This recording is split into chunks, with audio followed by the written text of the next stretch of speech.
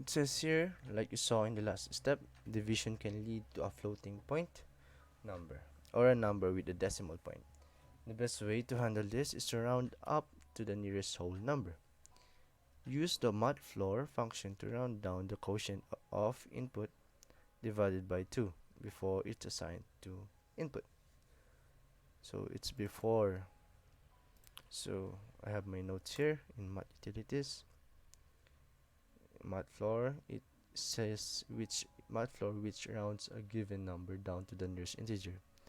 And here is a syntax for it. So let's copy this for a while and use it as a reference.